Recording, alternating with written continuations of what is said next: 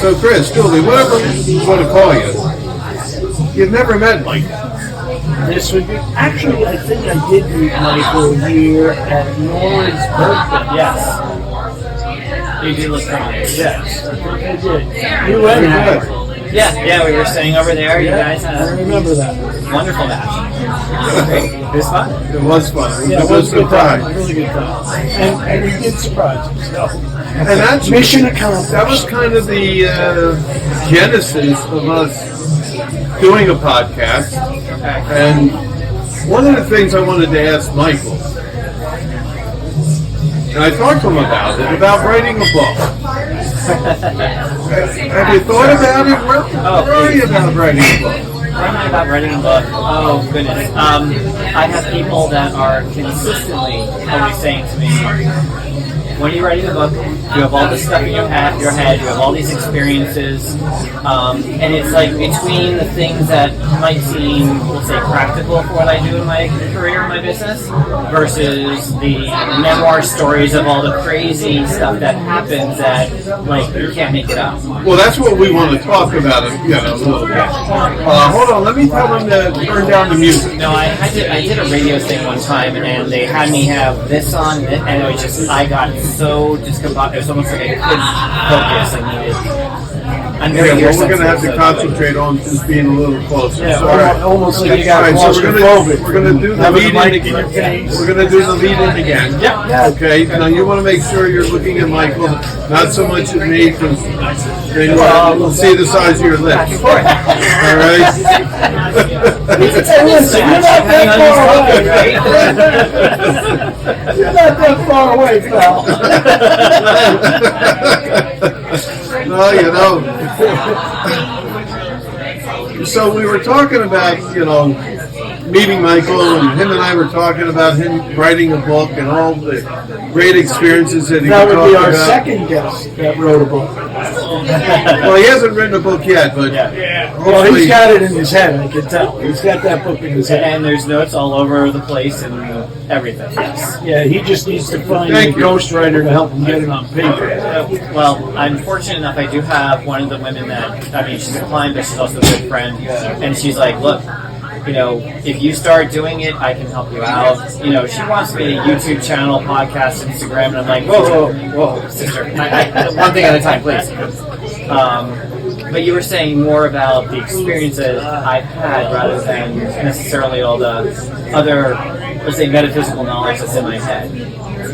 Well, I think it's a combination of both. It's tough to, right? They go separate hand really in your life, right? Yes, they do. Yeah. So tell us about, the idea of our podcast is Boomers Unplugged. Okay. And you're not yet a boomer. No. But I'm sure you've worked with a lot of boomer clients. Oh, yes. What, in your opinion, makes boomers different? And let me clarify boomers. Are you talking specifically the generation we would call boomer? Or are you talking a particular age group? Because to me, there's a difference. Like, my parents are boomers.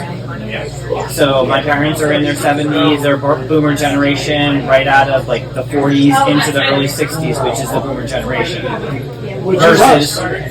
Versus the, hey, I'm 60 to 72-ish, so a little bit younger than that, like I'm a Gen Xer, so I think of it that way. We're the younger edge of the boomers, but obviously, since you separated the group, there's a reason for the separation. Oh yes, very much so.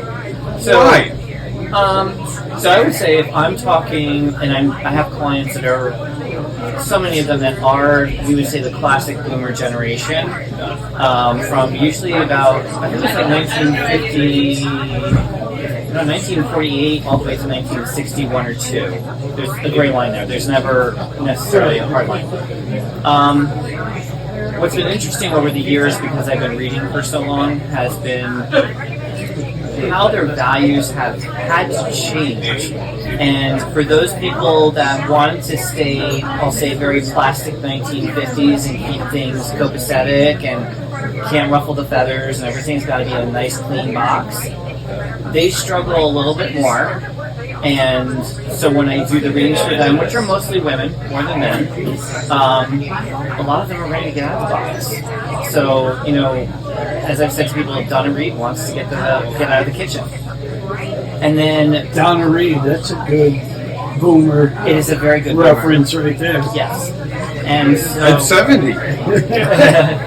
and so many of them, if they got sucked into the system, you know, the way Hollywood and everything performed it, you know, Leave It to Beaver and everything else, they want to be out. They've wanted to be out probably, I'm going to say since probably the early 90s, when their marriages were falling apart. They wanted to do their own things. They wanted to express themselves. It just didn't work anymore. For what I would say is the generation right now that is... Some of that helped, but they're only doing that now in their 70s rather than when they in their 50s and 60s. Right.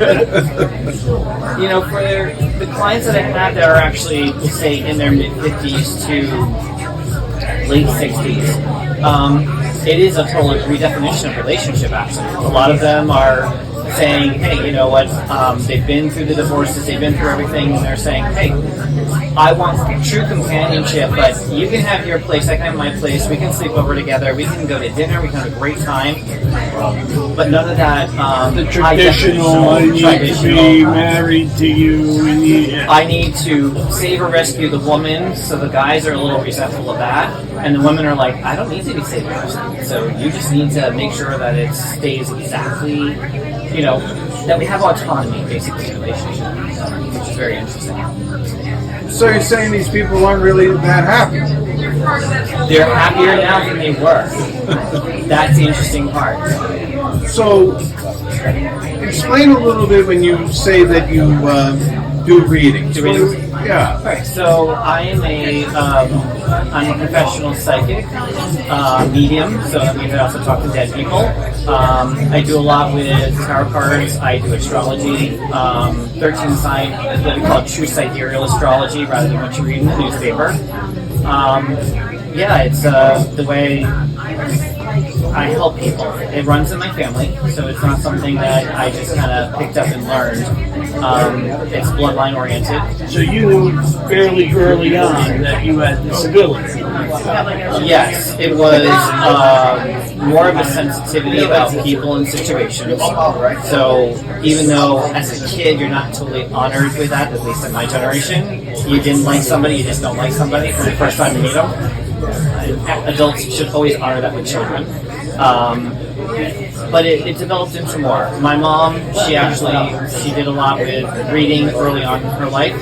My great-grandfather's sister, I actually have her antique Ouija board from the early 1900s. Ouija board. Because they were all into that during the Victorian era, the spiritualism that moved from the 1800s into the 1900s, really, really strong. I used to use a Ouija board when I was a kid all the time. Did you ever use one?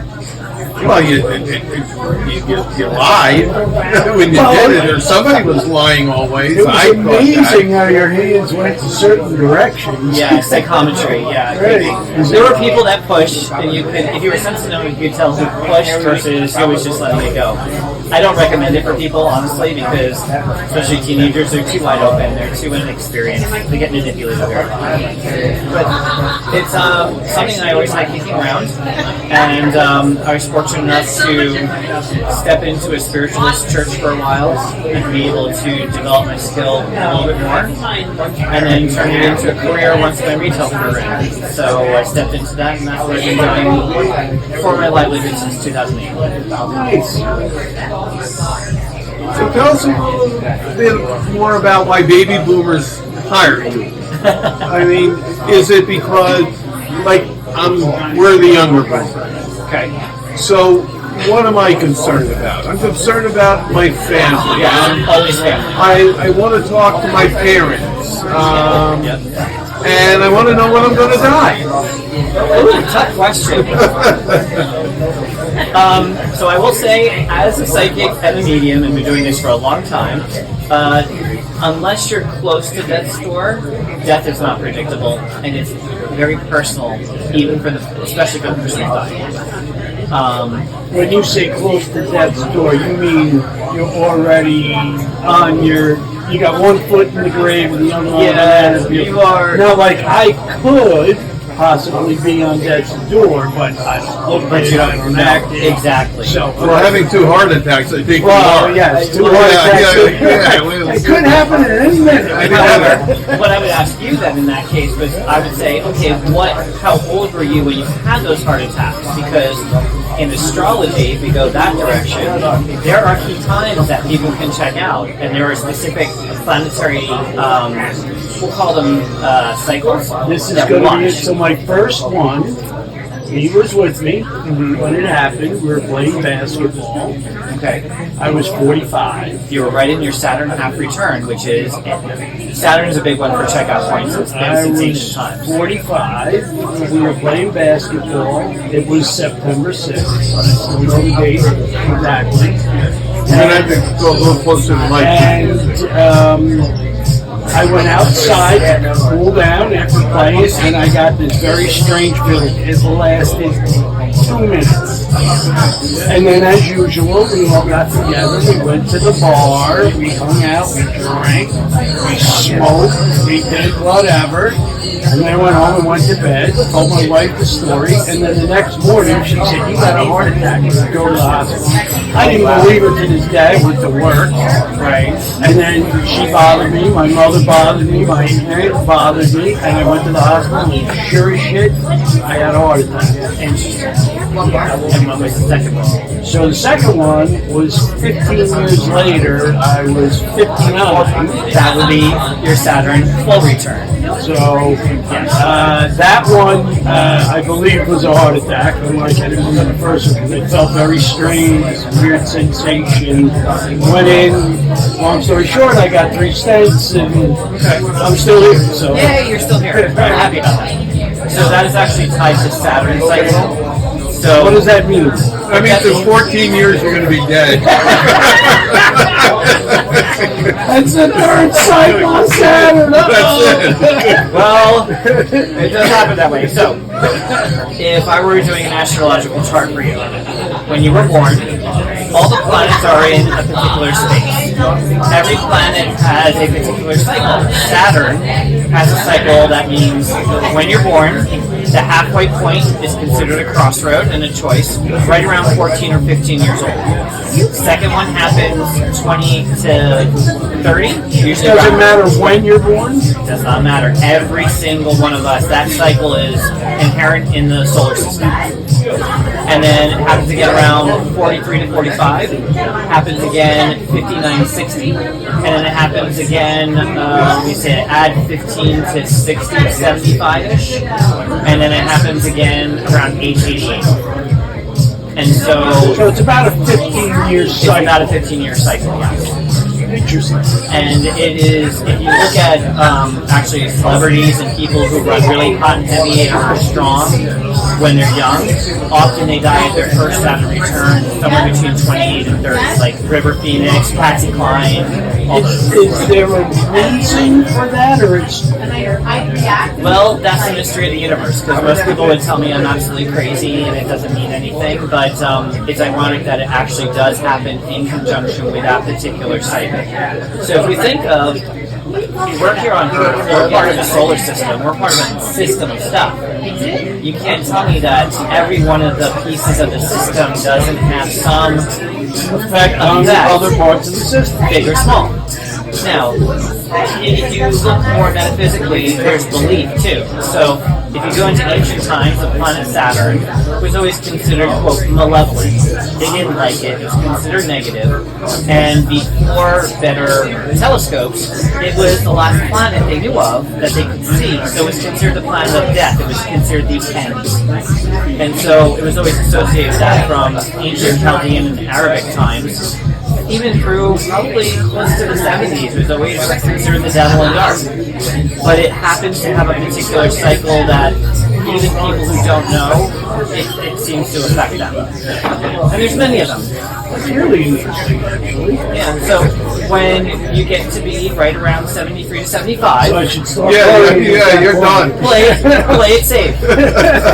I'm going to be hanging out with you, JP. Look, I haven't had a heart attack. You could give me CPR. Well, So the interesting part is you say that, and I'm going to just dovetail into your question a little bit on the psychic side of things, John, is that, so psychically now I'm looking at you, I'm giving you this information, and I'm picking up like, yeah, he's fine. Like, what they show when I look at you is, your past is over here, your future's here. If I go forward that amount of time, I don't see an issue there. If anything, it's more about your family, which boomers are always concerned about, and the beautiful things in your family, that seem to be happening really nicely. So I would say it's more of a look up to that point rather than feel like you have to fear it. I don't usually fear it anyway, because based it's on going your to come whether or not I want it. It's going to happen. based on your track record, I feel it. Right.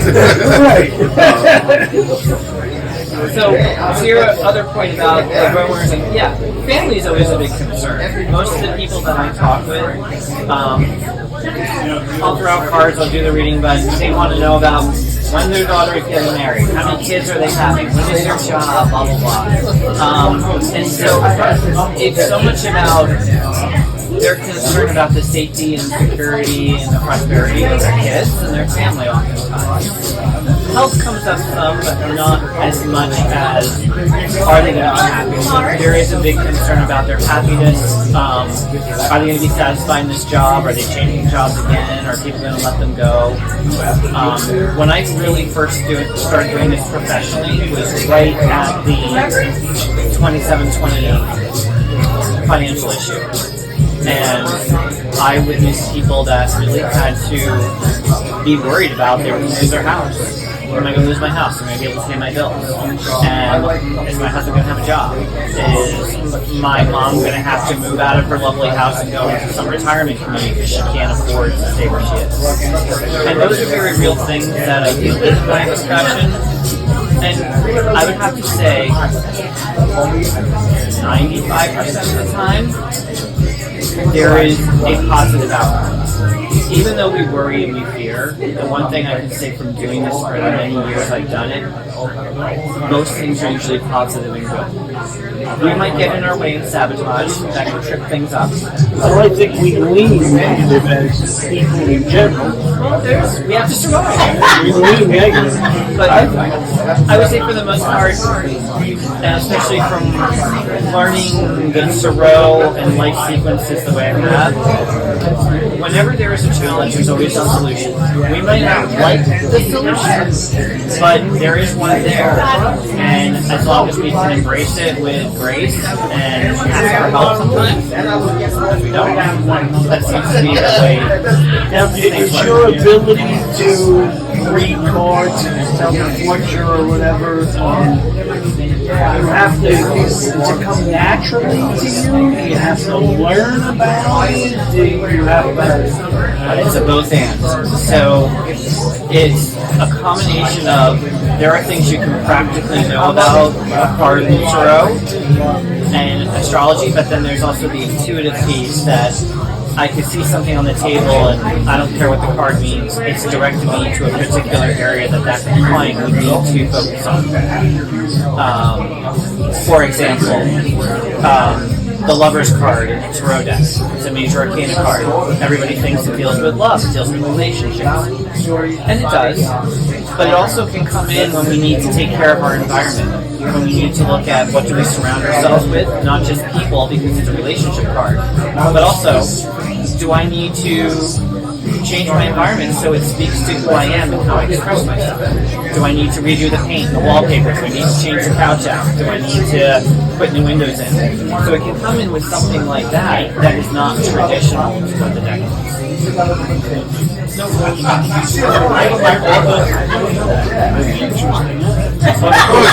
I've never actually spoke to a medium about where that ability or where that knowledge comes from. I've sat with them before and have my fortune told. Matter of fact, here's something funny. My wife sat with a medium 40 years ago. Medium told her she was going to meet a blonde guy with blue eyes, and there's going to be a lot of water around.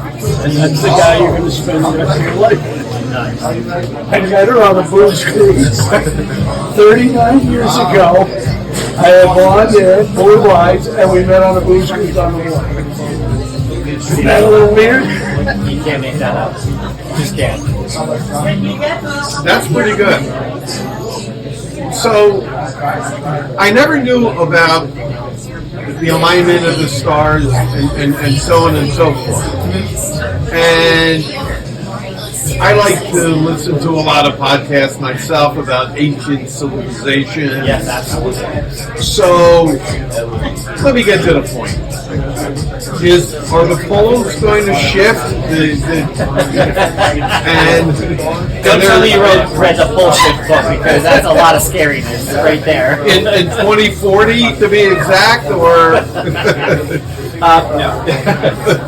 So the poles have been shifting already. As a matter of fact, this year, even I think it's NOAA or USGS, they put out that the pole has been drifting steadily actually towards Siberia. More than ever. It's not uncommon, but there's been a major move. Now, back in, I'm not sure what year it was, 2009? To understand pole shift, you have to understand the way magnetism is around the planet. So it's not just that the poles suddenly turn around and everything goes upside down. What happens is that the magnetism is actually like pockets that are around the Earth. So think of it like an ooze, like a goo. And what'll happen is that as the poles shift, it shifts how the pockets kind of coalesce together. So back in, I think it was 2009, we had actually, my partner and I had gone down to Florida, and we had gone down there, and there was a headline in the newspaper that they had to change all the directionals at the Tampa airport because the magnetism over that area of the airport had shifted because the poles were moving around. So the compasses wouldn't be picking up north. Especially in the local area, everything would be pretty different. wild. So that's the challenge that can happen. But the actual pole change, it takes thousands of years to happen. And if they look at the geologic record, I don't remember the exact number. The Younger Dryas, 12,500 years ago. About 12,500. Yeah. Always Maybe around when Noah had the flood, maybe what caused a lot of destruction, wiped out the woolly mammals instantly, things of that nature. Yes, and it's something to consider, like when I talk about the cycle Saturn-wise. We as a solar system, there's a cycle that's about average 26,000 years. And that 26,000 year cycle, we hit different pockets within our galaxy. Some are warmer, some are cold. So we're in a warmer section right now. So climate change, and I'm not debunking it, can be accelerated because of where we are based on in the galaxy itself versus being in a colder place in the galaxy, so the solar system reacts differently. And I can't remember the gentleman's name. It is, I believe, a Russian name, but he studied this back in the 80s and 90s, but people kind of discounted it. Yeah. But the ancients knew long counted. They knew to go into the long cycle, and that's what you have to think of. That's my point. Well, I wonder sometimes when you look at things like Egypt and the pyramids, and to this day we cannot figure out how the heck they made those things. Or when they were made. Or when they were made. And in their tombs, they have pictures of things that look alien. So how do they align 4,000 years ago something to the solar system and move these big submarines that you can't even move today with the equipment we have today? How the hell did they do it? They ate more protein.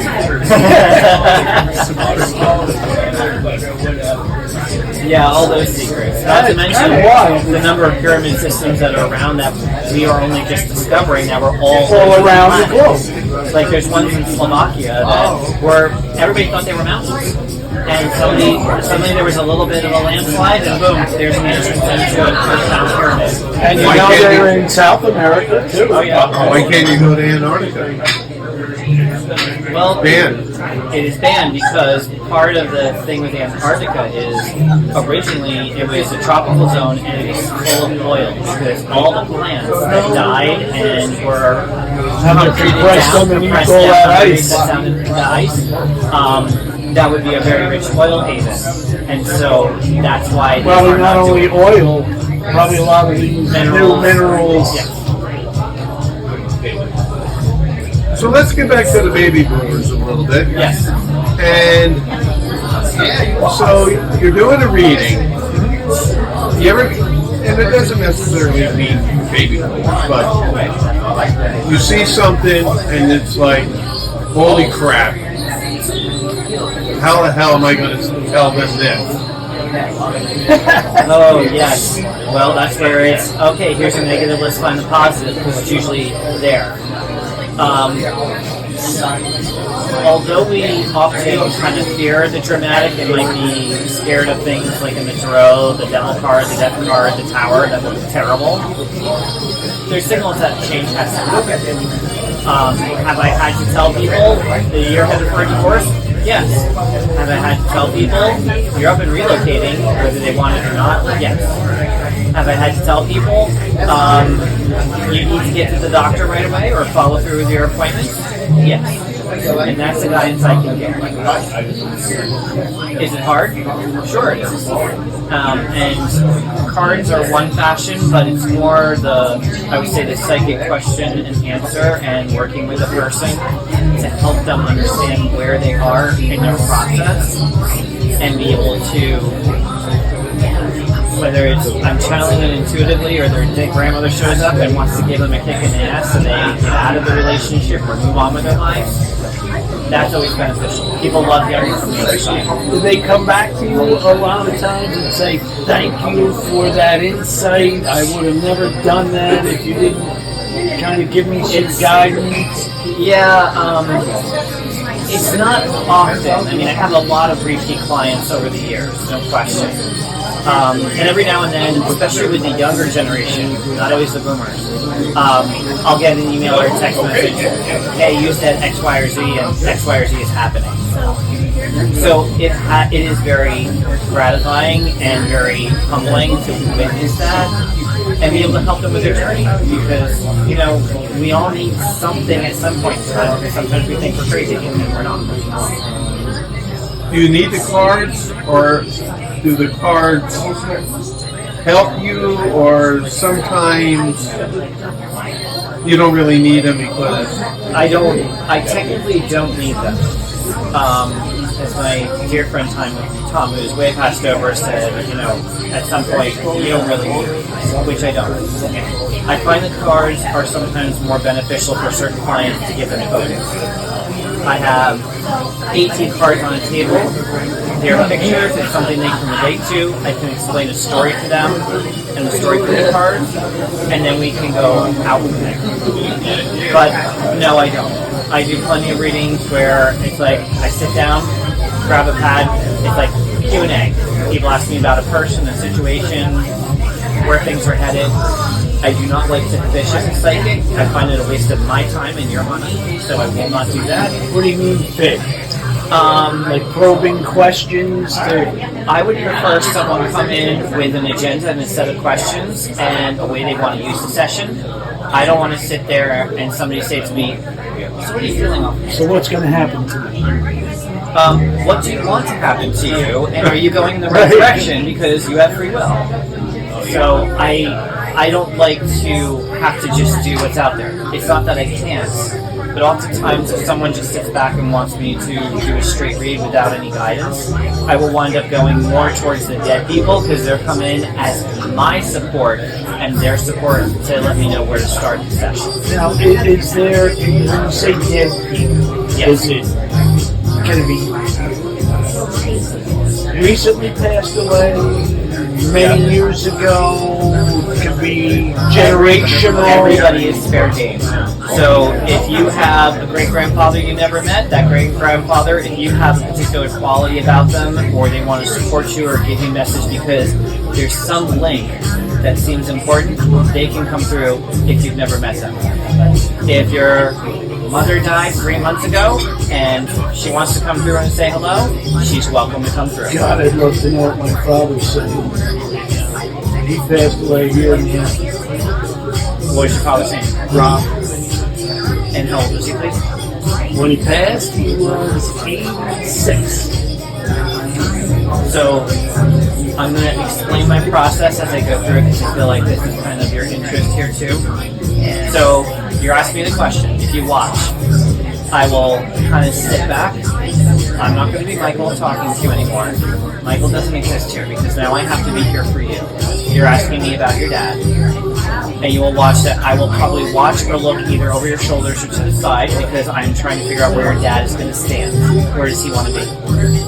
And I may not look at you as I talk through the session because that's third eye, we call it, the intuition. So what I want to acknowledge is your dad's actually standing between the two of you.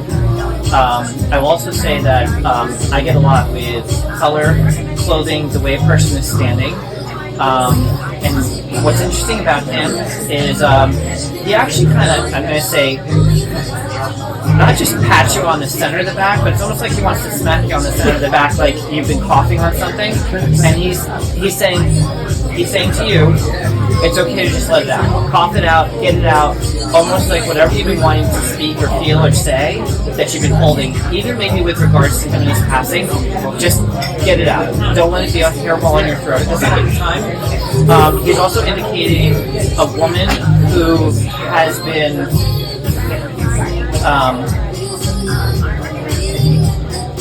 honoring his death as best as possible, but this woman, he would describe it as consistently watching over her, and he describes it as walking in front of her like he's clearing the path or clearing the way, and that sometimes she gets a little worried that she's maybe not making the best decisions, but he is guiding her every step of the way, and she knows it, and she has actually had dreams and she has felt it. So who's the woman, please? Probably my mom. What is her name, please? Evelyn. Thank you. Okay, so I get a yes from him, and I get chills or goosebump feeling from me when that's a confirmation. I would also say that your dad's wearing this like turquoise blue. So, and you don't have to worry about if they wore it when they were alive. That is a sign to me that the person I'm reading for needs a vacation. And stay right in the middle. Turquoise is the color of balance, harmony, diplomacy. Just be very even-keeled about I've it. always loved that color. And so he's honoring it. So if that's your favorite color, that's one way, but you need the break. But focus on the diplomacy, the balance, the harmony. No fights with anybody. He does not want anybody fighting. Really, really adamant about That's that. my dad. He hated No. And he describes it as he'd rather go over and say, "Are you doing okay?" And the person's angry, and he'd give them a piece of candy and say, "Enjoy this." Like that's the way he shows. That is my dad. Definitely my dad. So a couple more questions. Sure, I'll step out of reading mode. No, this was great. That was really cool, actually. So, do you lose contact with somebody sometimes because they reincarnated? What do you mean? That's an interesting. I love these questions. Well, so my belief is we're in a cycle. We keep evolving until we hit a level, that allows us to ascend to a better place. Okay. And so therefore there's reincarnation. Yes. Now reincarnation may be forward in the future. It also could be in the past. Okay. So All right. So my point was How do you is think reincarnated to the past? because time is Because there is no such thing as time. well not that deep, but this is my question. kind of yes, but yeah. All right, maybe. But the point is, do you ever lose contact with somebody because they went to a different place? All right. So I'm going to say one reincarnation, very much yes. I have my own past life flashbacks and experiences, so I have so firm belief in that. No one's going to shake your hand. What would happen is we die, and depending on our choice, We can hang out there for a few months. Usually we're waiting for somebody to be pregnant. Or we can wait a lot of years and wait for other people to come back over with us, and then we come back together. So when you say you're waiting for somebody to be pregnant, the individual who passed is waiting for someone to become pregnant so that's They the can come rebirth? back, yes. One of the first, when I was first doing readings, I had a young woman come to my table, and I did the cards for her, which was fine, and then she said, no, I need to ask you a question about somebody. And she put a picture on the table of a young child, probably about 2 years old. And she said, what can you tell me about this person? And immediately it was like, you know this person's reincarnated, they know. It was her son, and it was her dad reincarnated, who waited a year and a half after he died to come back through her, so that he could have the same family experience, because we have what's called soul groups and soul family. And we often constantly come back in this interlacing of experience with each other as a way to, one, have fun. Some people would say settle scores, not often, but this is our place to come down and be something different every time. And sometimes we come back to be our daughter's or our son's child, so we can have the care that maybe we saw in them that we needed or wanted. And there can be a lot of healing that goes on. I have had couples come back repeatedly as lovers. You can switch genders. You can be from different families, different cultures. You can have people that somebody killed somebody, and that person can have to give birth or be, to be crude, the sperm donor to give that life back. So there's a balance that has to happen in the universe even for reincarnation. And so someone can die, they can come back here, and if I do a reading, and let's say, John, you were to say, hey, so-and-so is not coming through in the reading, I get a particular sound. For me, is if I hear, give me the person's name, and I hear like an echo, and think of Wizard of Oz, that big long hallway in the Emerald City, and all that echo. If I hear that echo, I know that person's reincarnated. If I hear something that sounds a little muffled, they might still be on their side, but they might be in utero and getting ready to come back, whether it's through family or through someone else. And that's the muffled sound. If it sounds like someone's talking into a velvet curtain, I know the person on the other side, they're in what we call school or training, so they're upgrading themselves. We often upgrade ourselves over there and then come back to do better this next time around or to help out in a different way. Upgrade, you mean become a better person? Better soul, better energy. See, we have hope. You absolutely do. We have hope. And just keep in mind, it's also tied to quantum physics, which in physics, energy cannot be created or destroyed. It multiplies by breaking apart, or it coalesces back together. And we are no different. So before we let you go, because I see your partner is ready to eat, but why do you love this place? Ace Cafe. Oh, the energy. When we started here, this whole space, the people, the bartenders, the food has always been consistently good. That has never changed. It's a place where you just kind of come home. It was always like our cheers. So it's where it's at. And where Jimmy's taking it right now, he's bringing it into a place that is about something he feels strong and passionate about. And he's been gaining momentum from what I see, so all the best for him. And the people keep coming. It's a great community, right? It is a lovely community. Very blessed to be in this community. Well, we can't thank you enough. You're welcome. You were so awesome. Absolute pleasure, Right? Michael. And we could have kept this going for like Absolutely. 2 or 3 hours. Absolutely. I'm intrigued by the whole thing. Well, Hey, I'm going to have you back. my friend. Oh, by the way, how does somebody get a hold of you? best place is through my website, which is thepracticalmagi.com. Because I do so many phone readings, phone and text, it just gets too haywire. So that's really the best way to get in touch with me. Awesome. You're the best. We love you. Thanks, Michael. Thank you. Pleasure. That was cool. We just talked to Michael, and he talked about the changes that you're making and you're bringing in more business, and he's really, really excited about it. What do you love about this community? This community you talk about, like the people with the cars, motorcycle, or the local people? Both of them. You got two communities. Both. I love them. What do you love about the people in New Hope? I love them. That's the reason why I opened up the restaurant here in New Hope. Are you from around New Hope? No, Where are you from? from that city. Oh, a little south of here. Yeah, this is something here. So that's what brought you up here? Just you love the area, you love the people? I've been riding motorcycles to New Hope for almost 30 years. What kind of bike you got? I can't order the bikes. Oh, you got multiple bikes. Yeah. What's your favorite? Ducati. Rocket ship. It's not the rocket, it's the handle. Oh, okay. And the sun, the engine. What other kind of bikes you got? Triumph. Triumph. Ollie. Yeah, you want to bring motorcycles and cars to your location. No, actually, people been here for a long time for the motorcycle and classic car. This is like more like a classic car echo. Before I opened this restaurant, I ride here every Sunday.